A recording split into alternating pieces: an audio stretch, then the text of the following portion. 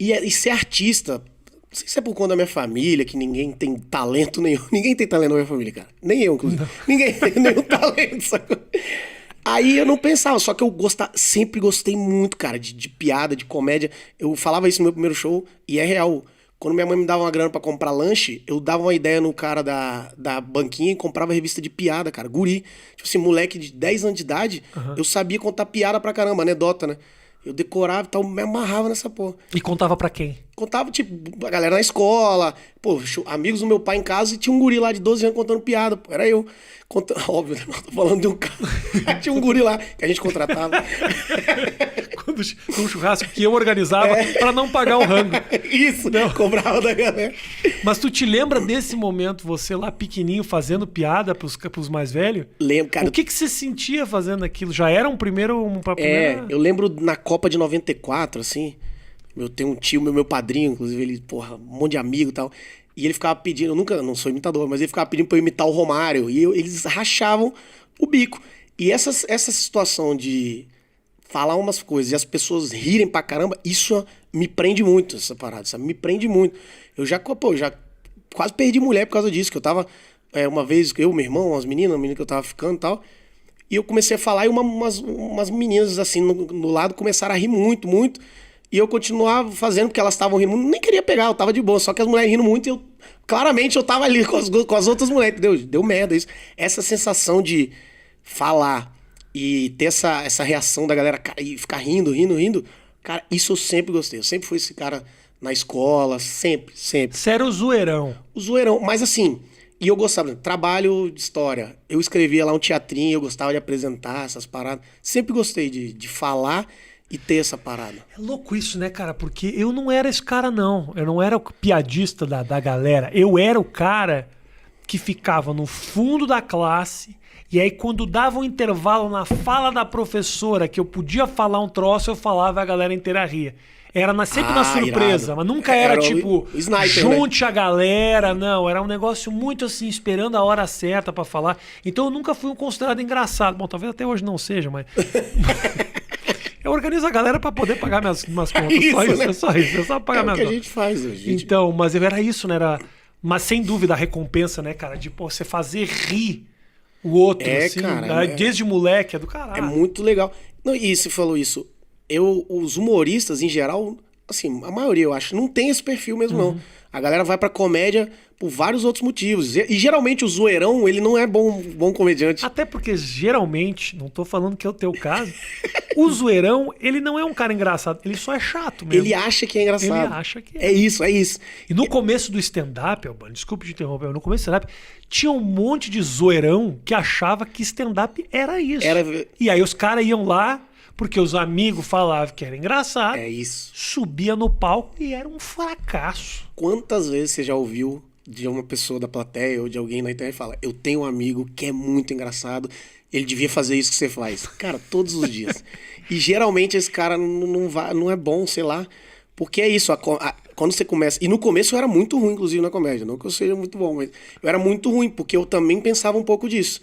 Quando eu chegava no palco, vou lá e contar minhas zoeiras e tal. E não é isso, cara, porque tem que ter contexto, a história que você tá contando ali, a história que você às vezes conta ali. Porque eu escrevo muito histórias e conto, né? Você tem um estilo ainda do setup punch, tipo, pra mim é muito difícil fazer setup punch. Faço tal, mas eu tenho mais facilidade de criar histórias, né? Storytelling. E aí, quando você não vai contar uma história que você não contextualiza para as pessoas, não tem o menor sentido. Você vai contar a história que foi muito engraçado um dia que o seu amigo, sei lá, tava bêbado e caiu. Pô, mas é engraçado porque você viu, porque você tava. Quando você vai contar para as pessoas, tem que ter um jeito de contextualizar. E é isso que é difícil. Você tá contando, pô, essa história é muito boa, contei, ninguém riu. Porque você não botou a galera dentro da história. Essa é a dificuldade. Que aí tem que estudar na comédia, tem que ler, tem que tal coisa que na sua época não tinha. É um talento muito específico, assim, e é muito diferente do que eu faço. Eu admiro pra caralho, não tenho esse talento pra contar história do jeito que você conta. Mas antes de a gente falar especificamente do método da comédia, eu quero saber como é que foi teu pulo da engenharia pra comédia. Pois é, aí essa foi foda. Aí eu tava lá fazendo engenharia e eu fiz engenharia na Federal do Espírito Santo. E eu fiz por 10 anos.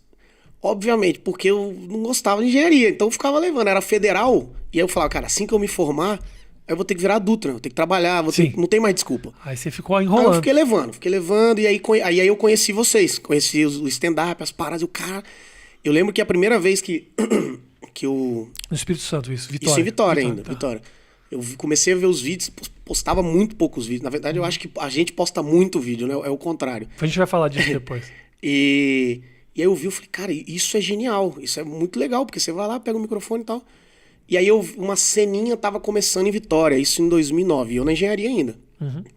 Foi quando os caras foram levar o Rogério Morgado, que ele participou do concurso para entrar no CQC, e ele foi pra final. Sim. Era o Oitavo Elemento, se eu não me engano o nome Isso. do concurso. Aí eu falei, cara, eu vou lá assistir esse cara, porque eu nunca vi um stand-up de perto. E aí os caras que estavam começando a cena lá, eu até conhecia os caras e tudo mais. Tinha um grandão que fazia lá. Como é O que... Heckel. Isso, Tá lá, ele faz ainda, Heckel Ferreira. Gente boa, ele. Isso, eles já estavam com o grupo, o Heckel, e aí levaram o Rogério Morgado. Cara, isso eu lembro dessa cena. Eu fui lá pra assistir.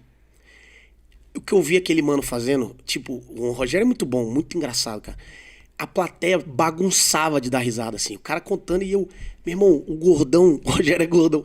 Agora tá magro. Emagreceu. Gordão de boné pra trás e, mano, só falando e a galera rindo demais, assim, cara. Demais. Eu tava desesperado com aquilo. Cara, isso é muito louco, cara. Isso é muito doido. Acabou o show, eu fui nos caras. Falei, pô, eu queria fazer um dia aí. Como é que fui? Na hora.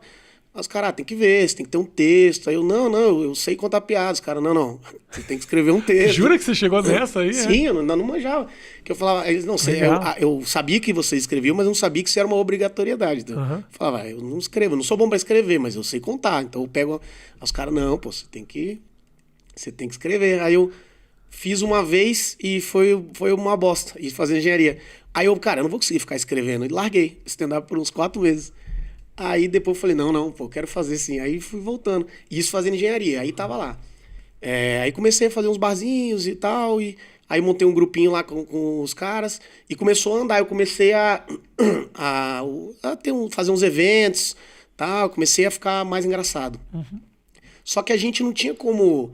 Não tinha vídeo, não tinha Netflix, não tinha nada pra gente. Não tinha especial de comédia pra assistir. Então a gente evoluía muito pouco, porque não tinha pra onde ir e tal. Aí eu comecei a levar uma galera pra lá. Tipo... Produtor. Murilo Gun.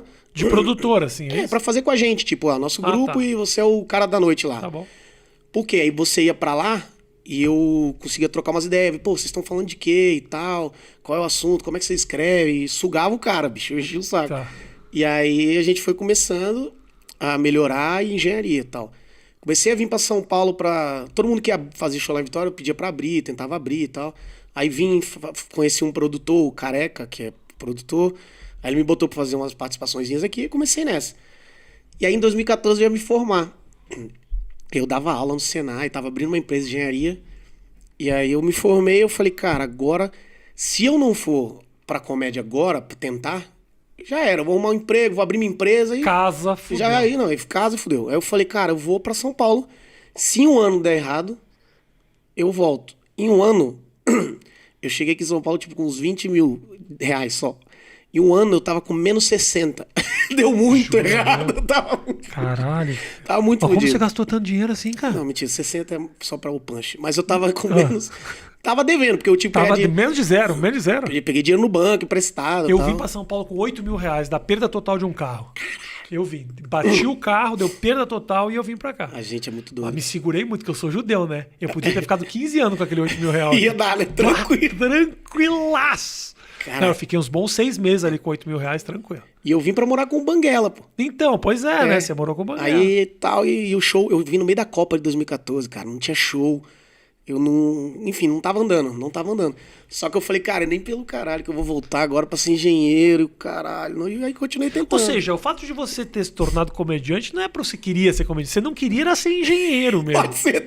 Qualquer porra me dá aí, irmão. Só não quero ser engenheiro, pelo amor de Deus. Eu vou batalhar muito, porque eu não quero voltar pra E a aquela... galera ria, eu falei, acho que eu vou ficar na comédia mesmo. Mas nem era meu sonho. Os caras nem querem.